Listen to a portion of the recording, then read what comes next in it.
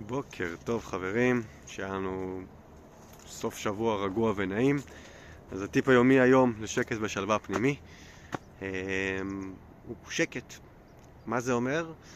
כשאנחנו יושבים קצת בשקט, בלי יותר מדי, בלי לדבר בכלל, בלי להיות מחוברים לשום דבר שנמצא מסביבנו, פשוט לבחור חצי שעה, 10 דקות, 5 דקות, לא משנה מה הפרק זמן, אבל שבזמן הזה אנחנו מנותקים לחלוטין מהעולם החיצון ויושבים בשקט, לא מדברים חיצונית, ואז מתחילות לרוץ מחשבות. המחשבות האלה שרצות, אנחנו יכולים פשוט להיות צופים מהצד, לא לשפוט אותם, לא להחליט אם טובות רעות, לא לשחק עם לא לנסות להשתיק אותם או להגיד להם כן או לא, פשוט לעצור ולהיות בשקט ולהתבונן על המחשבות מהצד, פשוט לראות אותם עוברות, לשמוע אותם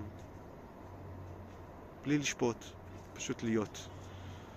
כשאנחנו פתאום שמים לב שאנחנו לא המחשבות האלה שרצות, אלא אלה שיכולים להתבונן בהם, זה מקנה לנו עוצמה אדירה, שקט מצוין, שלווה בלתי רגילה.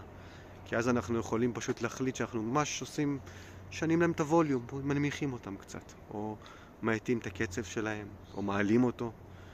כשאנחנו מבינים שאנחנו מתבונן על המחשבות האלה, התפיסה שלנו משתנה, היכולות שלנו משתנות, ואנחנו הרבה יותר שקטים, רגועים ובטוחים. אז תתנו לעצמכם כמה דקות של שקט, תתבוננו שנייה במחשבות, תהיו עם מתבונן, ותראו כמה עוצמה יש הדבר הזה. יום נפלא, סוף שבוע רגוע ונעים, ואני פה תמיד לכולם, שהיה לנו באמת סופש מעולה. תודה לכם, והטיפ היומי לשקט ושלווה פנימי, שקט והתבוננות. תודה רבה.